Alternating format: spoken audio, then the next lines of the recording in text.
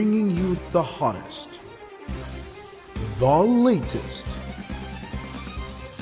news and public affairs. Balita nga malapit sa pumuluyo, adlaw-adlaw. Daily News Central. Lalaki nga dead on the spot matapos ginlutang sa Bacolod. Nagagwa sa investigasyon sang kapulisan nga may anay kaso ang biktima may angot sa ilegal nga droga. Yaring report. Dead on the spot ang isa ka lalaki matapos nga ginlutang sang hindi pa makilalan nga sospek sa bahin sang Lacson Extension at ubangan sang isa ka simbahan sakop sang Barangay Singkang Airport las 3:30 sang kaagahon Domingo, Abril 26.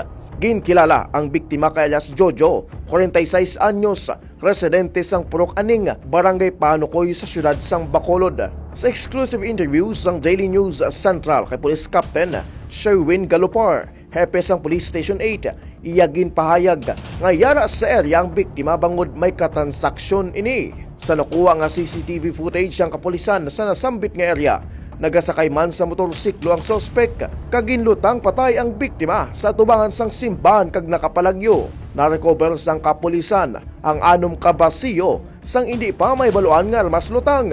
Samtang nakuha man sa bulsa sang biktima ang isa man kasay sang armas lutang.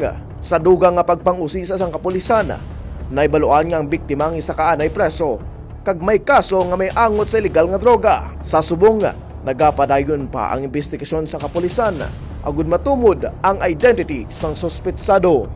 Para sa mga dugang updates, hindi magkalipat nga mag-like and follow sa amon official Facebook page, Daily News Central. Ini si Daily Jimmy Salvano para sa balita nga malapit sa pumuluyo, adlaw-adlaw. Daily News Central.